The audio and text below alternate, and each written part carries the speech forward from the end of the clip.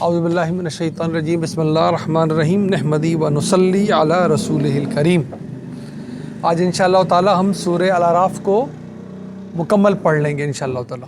ابھی بالکل اختتام پہ آ گئی ہے، اور اگر ہم دہرا لیں تو بات ہو رہی تھی نبی صلی اللہ علیہ وسلم سے فرما رہے تھے کہ میرے پاس کسی قسم کے غیب کا علم نہیں ہے سوائے وہی علم جو وحی کے ذریعے مجھے ملتا ہے۔ خود بتا رہے تھے لوگوں کو، اگر ایسا ہوتا کہ میرے پاس کوئی غیب کا علم ہوتا تو میں اپنے لیے صرف خیر لے لیتا، اور کوئی کبھی پریشانی کوئی مشکل مجھے چھو کے نہ گزرتی۔ لیکن ان کی زندگی سب کے سامنے تھی، ہم سب جانتے ہیں سیرت کو، کس کس تکلیف کو نہیں جھیلا ہے انہوں نے، کیا کیا مثال قائم نہیں کر دی تکلیفیں جھیلنے کی، ثابت قدمی کی، صبر پہ رہنے کی، استقامت پہ رہنے کی، تاکہ ہم اس کا کوئی جھلک دیکھ کے ہم بھی زندگی میں اپنے لے آئیں۔ تو انہوں نے کہا ایسا تو ہے ہی نہیں بالکل بھی، اور یہ کہا تھا کہ تم کیسے شرک کرنے والے ہو، جب مشکل میں پڑ جاتے ہو تو اللہ کو پکارتے ہو، جیسی مشکل ہٹتی ہے تم اس کے شریک بنانے لگتے ہو۔ اور ایک مشکل کا ذکر کیا تھا کہ اب تمہارے یہاں اولاد ہونے کو ہوتی ہے تو کیا کیا گڑگڑاتے ہو، کیسا کہتے ہو اللہ میں صالح اولاد دے دے، تندرست اولاد دے دے، صحیح سلامت اولاد دے دے، اور پھر جب مل جاتی ہے پھر ناشکری پر میں پھر شرک میں پڑ جاتے ہو۔ یہی مضمون آگے جاری ہے، اسی بات پر یہ سورت میں اختتام کو پہنچنے والی ہے، کچھ تسلی میں کچھ بتانے پر کہ ہم نے کیا کرنا ہے۔ نبی صلی اللہ علیہ وسلم نے اور ایمان والوں نے آیت نمبر 191 سے پڑھے کہ یہ تم جو شرک کرتے ہو، ایشرکون، کیا شرک کرتے ہیں، کیا ٹھہراتے ہیں، ما لا یخلقو شیئا وہم یخلقون، ان کو شریک بناتے ہیں اللہ کا جنہوں نے کوئی چیز کبھی پیدا نہیں کی بلکہ خود وہ پیدا کیے ہوئے ہیں، وہ تو خود مخلوق ہے۔ ابھی کس طرح کھول رہا ہے اللہ اس مضمون کو کہ وہ کیا شرک کرتے تھے۔ آپ کبھی پڑھے لکھے ہندوؤں سے بات کریں تو وہ آپ کو بتائیں گے کہ وہ ایک ہی خدا کو ماننے والے ہیں، ایشور ایک ہی ہے۔ وہ کبھی نہیں کہتے کہ ایشور دو ہیں، وہ کبھی نہیں کہتے کہ بھگوان چار ہیں، بھگوان اور ایشور ایک ہی مانتے ہیں۔ پھر یہ باقی کیا ہیں جو اتنے سینکڑوں بدھ بنا رکھے ہیں، وہ کہتے ہیں اس کے اوتار ہیں، یہ اس کی ظاہر ہے اس کی مثالیں ہیں، یہ اس کا بخشو تھا، یہ اس کا بگنو تھا، یہ اس کا اوتار تھا، یہ اس نے یہاں بھیجا تھا، وہ پر طرح دسیوں اوتار بنا رکھے ہیں۔ یہ انسان ان خرافات میں کوئی نیا نہیں پڑ گیا، دیکھیں کیا پتہ چل رہا ہے ہمیں، وہ اس سے بھی پہلے کے پڑھے ہوئے ہمیشہ سے ہی رہا ہے۔ وہ دنیا میں دور رہا ہے جب لوگوں نے شرک کی شرک، اللہ نے نبوت کا سلسلہ اسی جاری کیا تھا کہ تم ان کی پوجا کرتے ہو، ان کو اللہ کا شریک ٹھہراتے ہو جو کہ خود پیدا کیے ہوئے ہیں۔ ولا استطاعت ہم بھی کہتے ہیں طاقت کو، ہمت کو، ولا یستطیعون لہم نصرا ولا انفسہم ینصرون، نہ وہ یہ طاقت رکھتے ہیں وہ جن کے اللہ کے شریک بناتے ہیں کہ کسی کی مدد کریں، بلکہ وہ تو اپنی مدد بھی نہیں کر سکتے، وہ کیا مدد کریں گے کسی کی۔ وَإِن تَدْعُوهُمْ إِلَى الْهُدَى لَا يَتَّبِعُوكُمْ، اگر تم انہیں بلاؤ ہدایت کی طرف تو وہ تو تمہاری پیروی بھی نہ کر سکیں۔ سَوَاءٌ عَلَيْكُمْ، ایک ہی برابر ہے تمہارے لیے، أَدَعُوتُمُوهُمْ أَمْ أَنْتُمْ صَامِتُونَ، کہ تم انہیں پکارو یا خاموش رہو، وہ سننے والے کہاں ہیں، وہ جواب دینے والے کہاں ہیں۔ إِنَّ الَّذِينَ تَدْعُونَ مِن دُونِ اللَّهِ، بے شک وہ لوگ جو اللہ کے علاوہ پکارتے ہیں، جو ان کو تم پکارتے ہو اللہ کے علاوہ، عباد امثالکم، وہ تو تمہاری ہی طرح اللہ کے بندے ہیں، فدعوہم فلیستجیبوا لکم ان کنتم صادقین، تو تم ان کو پکار لو، ان کو تو چاہیے تمہاری پکار پہ کہ کوئی جواب دے تمہیں اگر تم سچے ہو تو دراصل وہ پکارتے کسے تھے؟ بتوں نے لات، عزا اور منات کے بنا رکھے تھے اور بھی، لیکن دراصل یہ جنوں کے بت تھے جو انہوں نے فرشتوں کے بت بنا کے رکھے ہوئے تھے۔ بعد میں اللہ تعالیٰ کھولے قرآن میں جگہ جگہ کہ نعوذ باللہ تم نے ان فرشتوں کو اللہ کی بیٹیاں قرار دے رکھا ہے، طنز بھی کرے گا، اور اپنے لیے بیٹے اور اللہ کے لیے بیٹیاں۔ تو دراصل اپنے طور پہ تو وہ فرشتوں کی عبادت کرتے تھے، فرشتوں کو اللہ کی بیٹیاں قرار دیا ہوا تھا، لیکن انسان فرشتوں سے تو محسوس طریقے سے انٹریکٹ کر ہی نہیں سکتا، غیر محسوس طریقے سے۔ فرشتے اس پہ کھلیں گے جب وہ مر جائے گا، وہ بتائیں گے اس کو ہم تمہارے ساتھ ہوتے تھے، سکینت تمہیں پہنچاتے تھے، آج تم دیکھ رہے ہم تمہارے ساتھ ہی ہیں، دنیا میں تو ہم تمہیں نظر نہیں آتے تھے۔ تو جو انسان محسوس طریقے سے انٹریکٹ کر سکتا ہے دنیا میں ایٹ میکسیمم، وہ جن ہے۔ اور وہ کون سے جن؟ شیاطین جن۔ یہ بھی بار بار کھولتا جا رہا ہے قرآن میں، بار بار بتائے گا، کھول کر بتائے گا کہ جس کسی کو بھی آپ کوئی بھی درجہ قرار دیتے ہیں اس کا میکسیمم ہے جنوں تک پہنچ، بس۔ اب دیکھ لی کھول کے بتا رہا ہے کہ تم کن کو پکارتے ہو، وہ جو خود پیدا کیے ہوئے ہیں، فرشتے وہ اللہ کی مخلوق، جن وہ اللہ کی مخلوق، انسان وہ اللہ کی مخلوق، نباتات، جمادات، جو کچھ اللہ کی مخلوق، وہ کیا کریں گے تمہاری مدد، جو خود پیدا کیے ہوئے ہیں، خود جن کو مدد چاہیے۔ اب دیکھیے یہ تو تھا ان کا عقیدہ جن کے لیے کہہ رہے تم پکارتے کس کو، وہ تو اللہ کے پیدا کیے ہوئے ہیں، بار ہی کہہ رہے ہیں نا، وہ تو اللہ کی تخلیق ہے، وہ کیا مدد کریں گے تمہاری، وہ تو خود وہ کچھ تخلیق نہیں کر سکتے۔ اب یہ تو تھا ان کا عقیدہ، اور عقیدے کو ایگزیکیوٹ کرنے کے لیے, اس کو برتنے کے لیے جو بت بنائے تھے, اب ان کے بارے میں بتا رہا ہے کہ اب تم نے بنا لیے ان کے بت, تو ذرا بتاؤ تو صحیح, ام لہم ارجل یمشون بہا, ان کے کوئی پیر ہیں جن سے یہ چلتے ہوں, ام لہم ایدی یبطشون بہا, ان کے کوئی ہاتھ ہیں جن سے کوئی چیز پکڑ سکتے ہوں, ام لہم اعین یبصرون بہا, ان کی کوئی آنکھیں جس سے دیکھ سکتے ہوں. اب یہ وہ ہیں جو بت بنا رکھے ہیں سامنے. وہ تھا ان کا وہ ایمان, جھوٹا ایمان, کہ یہ دراصل ہم نے اللہ کی بیٹیوں سے راہ نکال لی ہے, یہ فرشتے نعوذ باللہ یہ ہمیں اللہ کا مقرب کروا دیں گے, ہمارے کام ان کے ذریعے ہوں گے, یہ قرار دیتے تھے. دراصل جو جس طرح وہ کاہن تھے, جس طرح وہ جادو کرتے تھے, وہ جنوں کے ساتھ ساز باز تھی. اللہ بار بار کھول دے گا, کئی صورتوں میں کھولے گا, سورہ جن میں جا کے کھولے گا کہ یہ تو جنوں کے پیچھے لگ سکتے ہیں, کچھ بھی ریاضت کر لیں, مشقیں کر لیں, چلے کاٹ لیں, میکسیمم پہنچ انسانوں کی جن ہے, جنوں سے سنوائے گا. ہم نہیں سمجھتے تھے ہم اتنے بڑے ہیں, یہ تو انسانوں نے ہم سے ساز باز کر کے ہمیں احساس دلایا, ہماری پناہ میں آ کے, اللہ کی پناہ کا چھوڑ کے ہماری پناہ میں آئے, تو ہم بھی سمجھ لگے ہم بھی کوئی توپ چیز ہے, پڑھ لیں گے جا کے آگے ہم یہ. ام لہم آذان یسمعون بہا, ان کے کوئی بھلا کان ہے جن سے یہ سنتے ہو؟ کچھ بھی نہیں, مٹی کے تمہارے ہاتھوں کے بنائے ہوئے ہیں. قل ادعوا شرعاکم ثم کیدون فلا تنظرون, تو ایک کام کرو, نبی سے کہہ رہے تھے ان سے اعلان کر دیجئے ان کے سامنے کہ تم ان کو خدا مانتے ہو نا, خدا کے شریک, تو ایسا کرو ان سب کو شرکا کو تم بلا لو اور پوری چال چل کے دیکھ لو. قید چال کو کہتے ہیں, وہ آپ نے سنا بھی, ایک مشہور لوک داستان ہے, قیدو نام تھا اس کا, مکار, چال چلنے والا. تو اپنا قید پورا کرو, اپنی پوری چال چل کے دیکھ لو, فلا تنظرون, اور مجھے بالکل مہلت مت دو. کہو ہمارے نبی اعلان کر دیں ان کے سامنے, آپ کریں جو کرنا ہے آپ کے خلاف ہی. پھر ہم جانتے کیا کچھ نہیں کیا انہوں نے, کیا ہوا, کچھ بھی نہیں کر سکے. یہ حقانیت قرآن کی, یہ بھی مکے میں کھڑے ہو کے اعلان کروا رہا ہے قرآن. ابھی دور دور تک پتہ نہیں کہ ہوگا کیا, کیسے اتنی ظلم و بربریت سے یہ جو اسلام کا چھوٹا سا ابھی شمع جلی ہے, کیسے اتنا بڑا سورج بن کے ابھر جائے گا کہ فتح مکہ بھی بعد میں سب کچھ ہو جائے گا. ابھی تو لگ رہا ہے کہ کوئی امید کی کرن نہیں, ہمارا اللہ تعالیٰ اعلان کروا رہا ہے, انا ولی اللہ الذی نزل الکتاب, بلا شبہ میرا کارساز تو وہ اللہ ہے جس نے کتاب مجھ پر نازل کی ہے. یہ اعلان کروا رہا اللہ تعالیٰ. یہ اعلان جب بھی تھا, آج تک بھی اللہ سے آپ نے تعلق جوڑنا ہے, اللہ کو اپنے ساتھ ملانا ہے, اس ولی کی ولایت چاہیے, تو کیا ہے ہمارا سہارا؟ یہ کتاب, یہ ہدایت, سچی ہدایت. یہ نسخہ جب اپنے نبی کے لیے وہ لکھ رہا ہے, تو ہم شما اپنے نسخے بنائیں گے, یہی نسخہ ہے بس. وَهُوَ يَتَوَلَّى الصَّالِحِينَ, اور پھر وہ اللہ ساتھ کس کا دینے والا ہے, کس کی ساتھ گلے, وہ انہی صالحین کا ساتھ دینے والا ہے. اب اندازہ کریں صالحین کی ڈیفینیشن قرآن بار بار کیا بتا رہا ہے, جو اس ہدایت پر ہوں, اپنی نہ گھڑی ہوئی ہدایتیں ہوں. یہ نہیں مانتا اللہ کبھی بھی, یہ دین نہیں ہمارا, جو اللہ کا دیا وہ دین اپنے نبی صلی اللہ علیہ وسلم کے ذریعے. علم یہ رہا قرآن میں, عمل سنت میں جگمگا رہا ہے اس کا, بس اس پر پہنچنا ہے. جو پہنچے گا اس تک پہنچے گا, نیا دین تو کون بنا سکتا ہے. صحابہ کرام کی پوری جماعت رضی اللہ تعالیٰ علیہ مجمعین, انہوں نے دین کو پھیلایا, دین بنایا نہیں انہوں نے کوئی بھی, وہ بنا ہی نہیں سکتے تھے, ان میں سے کوئی بھی نبی نہیں تھا. ہمیں بھی آج کے بعد ہمیشہ آخر تک یہی کرنا ہے, یہ رہا اس کا علم, وہ رہا اس کا عمل سنت کے اندر. والذین تدعون من دونہ, اور وہ لوگ جو پکارتے ہیں تم میں سے, جنہیں تم پکارتے ہو اللہ کے سوا, لا یستطیعون نصرکم ولا انفسہم ینصرون, وہ کوئی طاقت نہیں رکھتے اس بات کی کہ تمہاری کوئی مدد کر سکتے. نصرت ہم بھی جانتے ہیں کہ تمہاری کوئی مدد کریں, وہ تو اپنی مدد نہیں کر سکتے, کیا کریں گے تمہاری مدد, وہ کس کو پکار رہے ہو. وَإِن تَدْعُوهُمْ إِلَى الْهُدَىٰ, تم اگر ان کو بلاؤ ہدایت کی طرف, لا يسمعوا, وہ تو سن بھی نہیں سکتے. وَتَرَاهُمْ يَنْظُرُونَ إِلَيْكَ وَهُمْ لَا يُبْصِرُونَ, اور آپ دیکھتے تو لگتا تو آپ کو ہے جیسے وہ دیکھ رہے ہوں, لیکن ان کو نظر کچھ نہیں آ رہا ہوتا. یہ کس کھلی گمراہی میں پڑے ہو, اپنے ہاتھوں کے بت سجاتے ہو, ان کی شکل و صورتیں بنا دیتے ہو, ایک تو وہ ہماری طرف یہ دیکھ رہا, ہماری طرف وہ دیکھ رہا, ان کو چڑھاوے چڑھا دیتے ہو, اللہ کا قرب حاصل کرنے کی کوشش کرتے ہو. بار بار قرآن بعد میں کھولے گا کہ یہ مانتے ہیں, ان سے پوچھو زمین کس نے بنائی, بولیں گے اللہ نے. ان سے پوچھو آسمان کس نے بنایا, بولیں گے اللہ نے. سب سے بڑا مالک کون ہے, اللہ. تو پھر کیا بے وقوفی یہ کیا بت بنا کے کھڑے کیے ہوئے ہیں. تو کہتے تھے ہم اللہ کا قرب حاصل کرنا چاہتے ہیں, یہ اللہ کے مقرب ہیں. کیوں؟ کہ اللہ کی بیٹیاں ہیں نعوذ باللہ. کیوں کہ فرشتوں کے اپنے طور پہ بت, جبکہ فرشتے انکار کر دیں گے ہمارے ان سے کوئی واسطہ کبھی تھا ہی نہیں, جنوں کے پجاری تھے سب کے سب.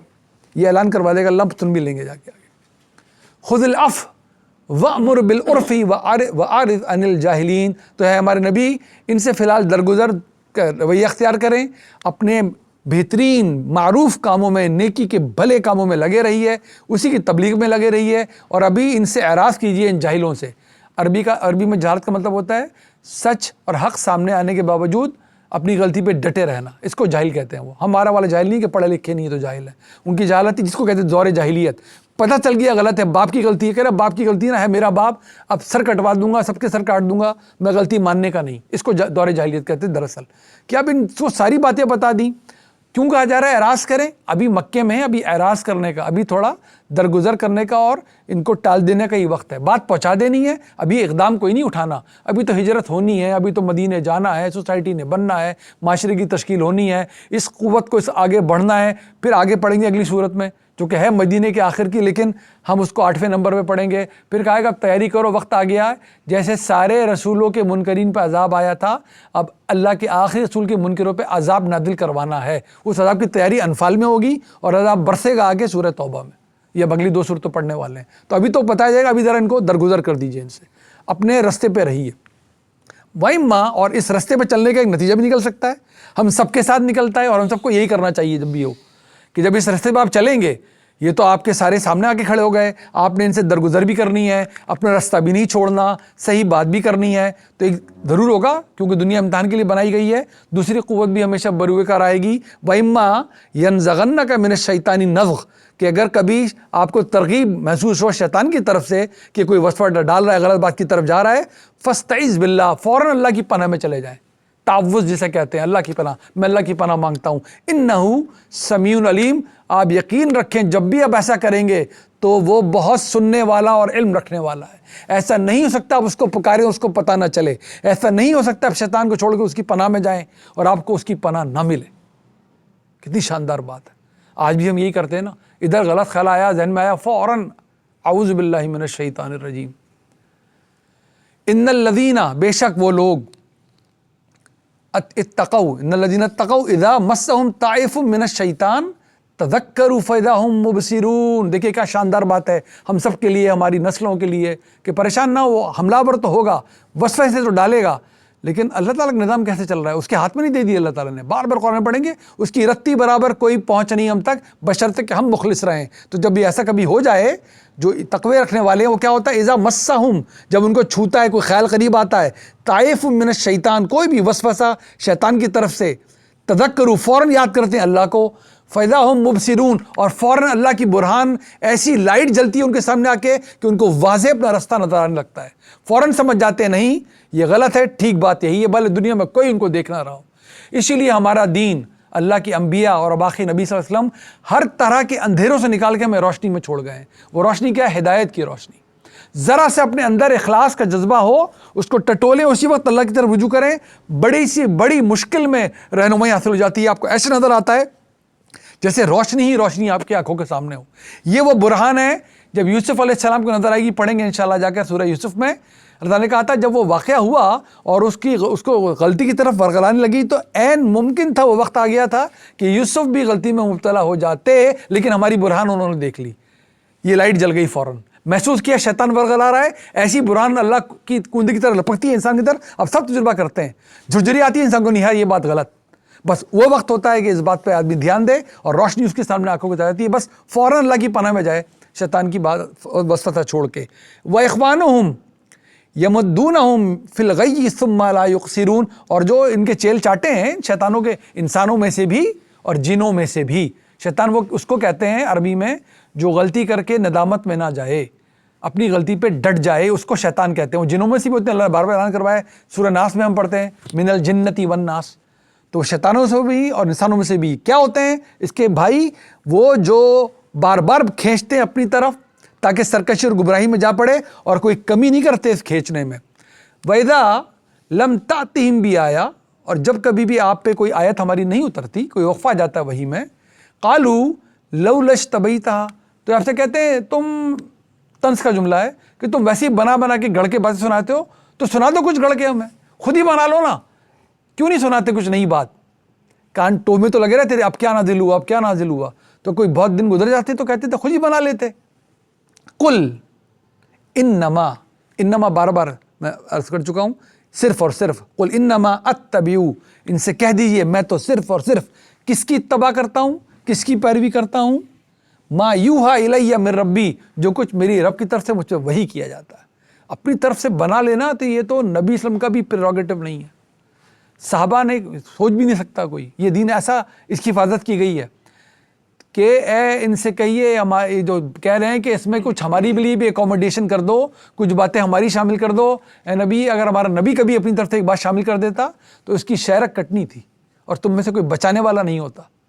سورہ الحاقہ میں کہ اس کی ہم شہرک کاٹ دیتے، اس کو کوئی نہیں بچا سکتا تھا. وہ کیوں کرتے؟ ایسا ہو ہی نہیں سکتا تھا. بتا اللہ رہا ہے کہ تم اس سے یہ کہہ رہے ہو کہ اس قرآن میں کوئی ملاوٹ اپنی طرف سے کر دو. وہی بات یہاں کہہ رہی ہوں میں تو صرف اور صرف قل انما اتبع ما یوحی الی من ربی، صرف اور صرف اس کی پیروی جو میرے رب کی طرف سے وحی کی جاتی ہے. ہمیں کس کی پیروی کرنی چاہیے؟ کیا سوال ہے؟ جو نبی صلی اللہ علیہ وسلم نے وحی کے ذریعے علم پہنچا دیا، بس. نہ دائیں دین کچھ ہے نہ بائیں دین کچھ ہے. کچھ بھی ہم کر لیں، باتیں کر لیں، یہ رہی وہ وحی. نہ اس وحی میں ایک زبر پیش اضافہ ہونا ہے، نہ کمی ہونی ہے قیامت تک. اللہ تک اللہ کی بات جاننی ہے قیامت تک. اس کے علاوہ کچھ ہے ہی نہیں ہمارے پاس. صرف اور صرف اور صرف قرآن. کچھ نازل ہی نہیں ہو سکتا. اب بتائیے، یہی ان کو کہا جا رہا ہے میرے پاس تو اور کچھ بھی نہیں ہے، میں کسی کی تباہ کرنے والا نہیں. ھذا بصائر من ربکم، یہ ہے کھلی ہوئی دلیلیں میرے رب کی طرف، میرے رب کو تمہارے رب کی طرف سے یہ قرآن. وہدی ورحمۃ لقوم یؤمنون، اور ہدایت اور رحمت ان کے لیے جو ایمان رکھتے ہیں. بس اور کچھ بھی نہیں، کچھ بھی نہیں، کچھ بھی نہیں. لہذا جب یہی سب کچھ ہے، اب دیکھیے کیا آیت آ رہی ہے. ہم نے اس کا ایک واجبی سے مطلب بھی نکالا ہے. جب قرآن پڑھا جائے تو غور سے سنو. ظاہر ہے یہ بھی یہی ہونا چاہیے، لیکن اس پورے اب اپنے کانٹیکسٹ میں پڑھنے والے ہیں. آیت کیا بتایا جا رہا ہے؟ مجھ سے کہا جا یہ کہتے ہیں کہ تم خود ہی بنا لیتے، کچھ گھڑنا ہی تو تھا. معاذ اللہ. کہہ رہا ہے میں یہ ہو سکتا ہے؟ میں صرف اور صرف اس وحی کی پیروی کرتا ہوں جو اللہ مجھ تک بھیجتا ہے، وہی میں پہنچا رہا ہوں. یہ کیا ہے؟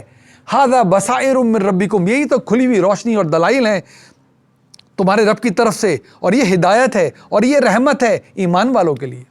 لہذا وَإِذَا قُرِئَ الْقُرْآنُ فَاسْتَمِعُوا لَهُ، جب قرآن پڑھ کر سنا جائے تو بہت ہی غور سے سنا کرو. کیا کرنے کے لیے؟ اس ہدایت اور رحمت کو سمجھنے کے لیے. بغیر سمجھے ہو سکتا ہے یہ ہدایت؟ آپ سب ماشاءاللہ مجھ سے قابل لوگ بیٹھے ہیں، آپ ہدایت جاری کریں، سننے والے کو سمجھے کچھ نہ آ رہا ہو، کرے گا کیا؟ جاؤ یہ لو دکان سے یہ لے کر آؤ، کیا سمجھا کر تو سمجھا ہی نہیں، کیا کرو اور کیا لے کر آؤ، تو کرنا کیا ہے اس نے؟ یہ تو چھوٹی سی ہدایت ہے، اور کوئی ذمہ داری والی ہدایت ہے، کوئی زندگی گزارنے والی ہدایت ہے. ایک ایسی ہدایت بھی ہماری آخرت کی ہمیشہ کی زندگی کا دار و مدار ہے. وہ بغیر سمجھے ہی ہو جائے گا سب کچھ. صرف الفاظ دہرانے سے وہ کسی زبان میں جاپانی ہو، یونانی ہو، تبرانی ہو، کیا ہو جائے گا؟ اس لیے ہے بار بار یہ کہ کنسسٹنٹ میسج ہے، یہ ہے، یہ اس کے اندر ہدایت ہے، اس میں رحمت ہے سراسر. لہذا وَإِذَا قُرِئَ الْقُرْآنُ فَاسْتَمِعُوا لَهُ، بہت توجہ سے، وَأَنصِتُوا لَعَلَّكُمْ تُرْحَمُونَ، اور ایسی توجہ کہ دائیں بائیں دھیان ہونے پائے، کچھ الفاظ نکلنے نہ پائیں ادھر ادھر کے، تاکہ کچھ سمجھ میں آ جائے. جب ہدایت مل جائے گی، کیونکہ ہدایت میں رحمت ہے، لہذا پھر ہوگا کیا؟ جب ایسا رویہ ہوگا اس ہدایت کی طرف، ایسا دھیان ہوگا، ایسی سمجھ ہوگی، لعلکم ترحمون، تو پھر ہی تو رحم ہوگا تم پر. یہ توجہ سے سننے سے لے کر، مطلب سمجھنے سے لے کر، اس کو اپنی زندگی بنانے سے لے کر، اس پہ عمل پیرا ہو جانے تک کا ہے یہ ہدایت. کہ یہ ہدایت ہے، اس کو توجہ سے سنو گے، سمجھو گے، یہ تمہاری زندگی بنے گی، پھر رحمت ہی رحمت ہے. وَاذْكُرْ رَبَّكَ فِي نَفْسِكَ تَضَرُّعًا وَخُفْيًا، اب کیا کرنا ہے؟ یاد کیجیے اپنے رب کو بالکل دل ہی دل میں، اپنے پورے وجود کے اندر، کس طرح؟ بہت ہی عاجزی کے، تضرع کے ساتھ، عاجزی کے ساتھ. نبی صلی اللہ علیہ وسلم کو کہا جا رہا ہے وَخِيفَةً مِّن دُونِ الْجَهْرِ مِنَ الْقَوْلِ، اور بالکل خاموشی کے ساتھ، آواز بلند نہ ہو، وہ دلوں کا بھید تک جانتا ہے، گڑ گڑا کر. بِالْغُدُوِّ وَالْآصَالِ وَلَا تَكُن مِّنَ الْغَافِلِينَ، صبح بھی اور شام بھی. کیا صبح کیا شام؟ اور یہ وَلَا تَكُن مِّنَ الْغَافِلِينَ، غافلوں میں سے نہ ہو جائیں. جب یہ ذکر کہتے ہیں، وَاذْكُر، قرآن کا نام ہے ذکر، الذکر اور ذکرہ.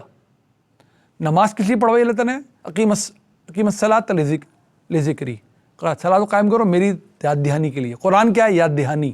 اس کے علاوہ جو کچھ بھی آپ صبح سے رات تک ذکر کرتے ہیں، وہ اٹھنے کے کریں، بیٹھنے کے کریں، گھر میں داخل ہونے کے کریں، باہر نکلنے کے کریں، باتھ روم کے کریں، یاد کے دلا ہوتے ہیں اللہ.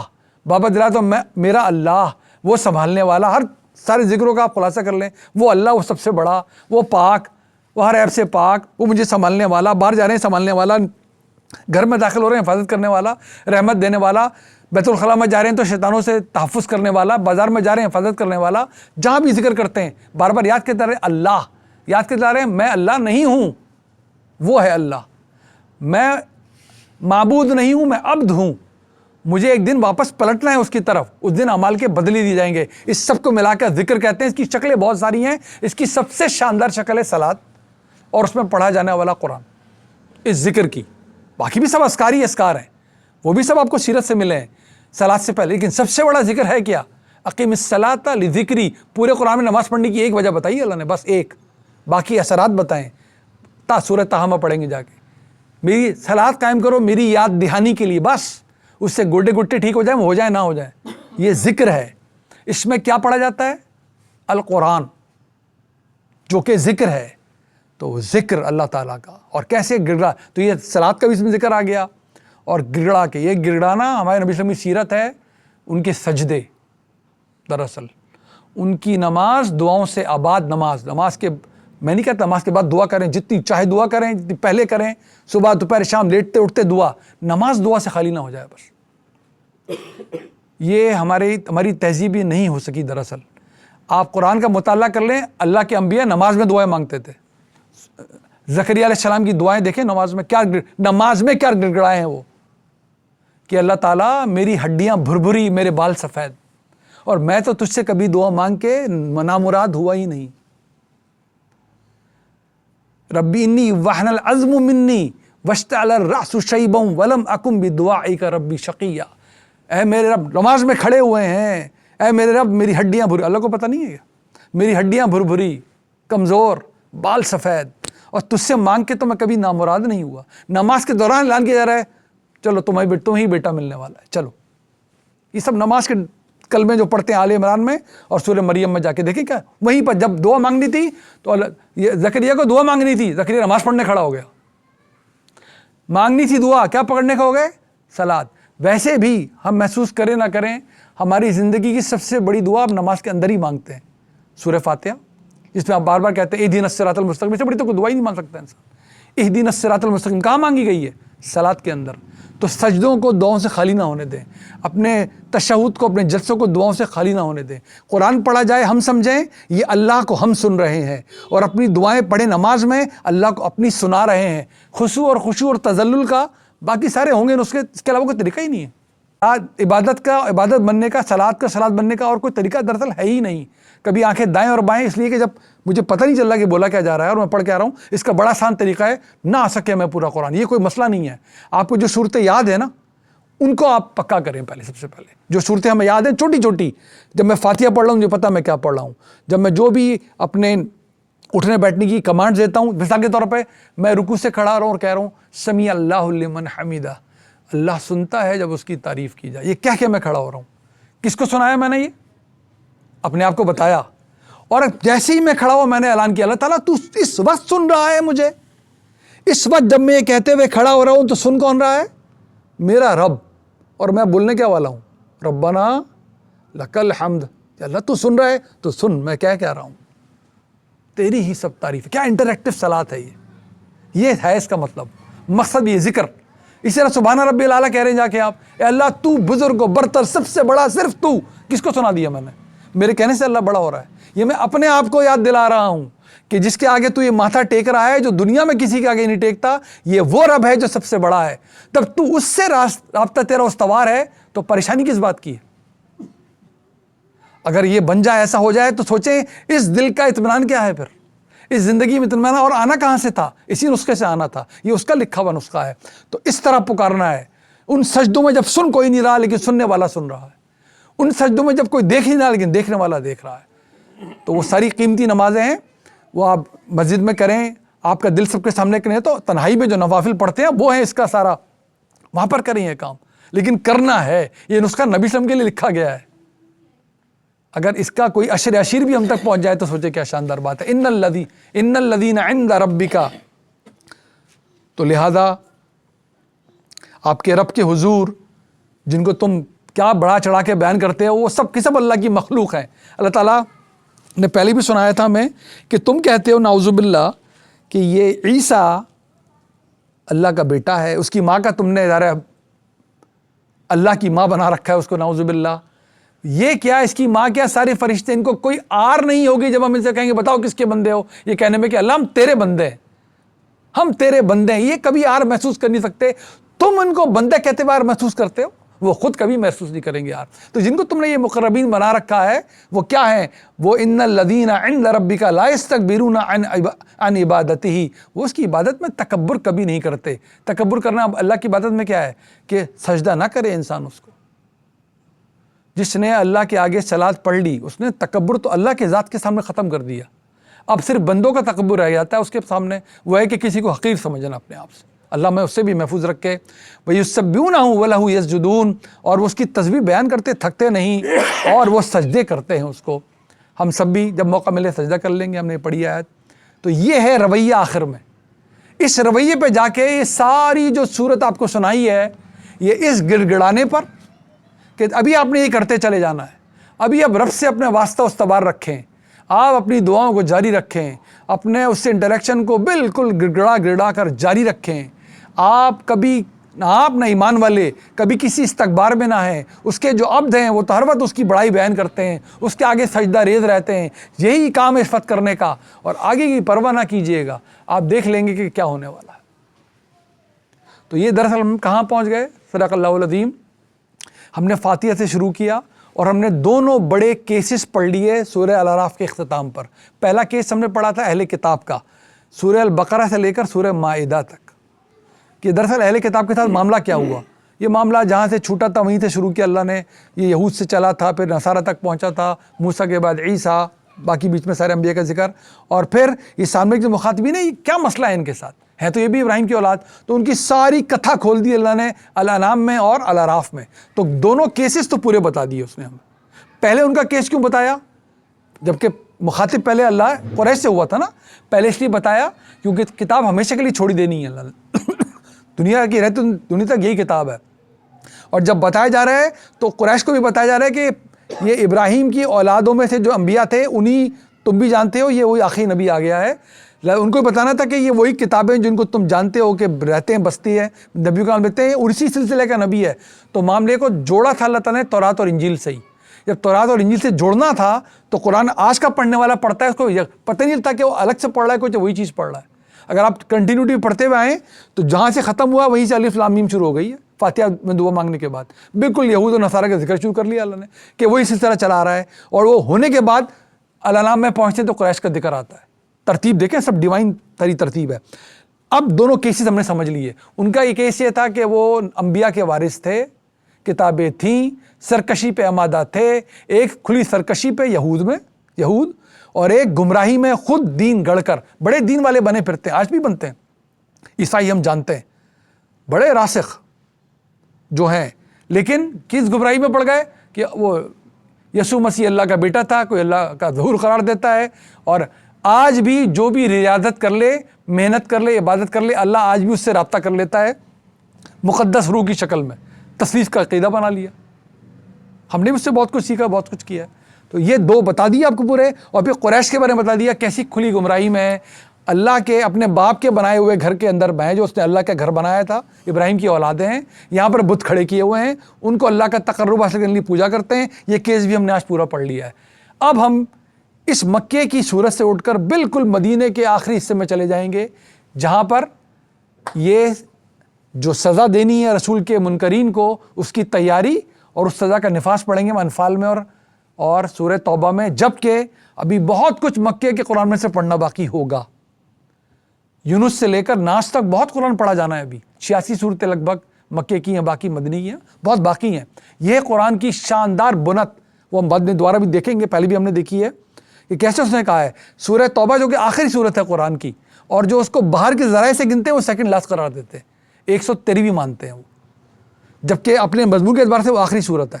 کہ وہ صورت ہے جب بتایا جا رہا ہے کہ آخری حج کے بعد اب ختم کر دو ان سب کو جو انکاری ہیں رسول کے، چھوڑنا نہیں ہے ان کو. جیسے کہ ہم نے لوط کے انکاریوں کو مار دیا تھا، نوح کے انکاریوں کو مار دیا تھا، شعیب، صالح، ہود، ابراہیم، موسیٰ، عیسیٰ، ان کو نہیں چھوڑا تھا ہم نے. اس رسول کے انکاریوں کو بھی ہم چھوڑنے والے نہیں ہیں. یہ سب اعلانات ہم پڑھیں گے جا کر توبہ کے اندر. لیکن ترتیب اللہ تعالیٰ نے پڑھنے والوں کے لیے، رہتی دنیا تک لیے جگمگاتی چھوڑی ہے. اس ترتیب سے شاندار چھوڑا ہے قرآن. تو انشاءاللہ تعالیٰ اگلی نشست سے ہم سورہ الانفال شروع کریں گے. السلام علیکم ورحمۃ اللہ وبرکاتہ.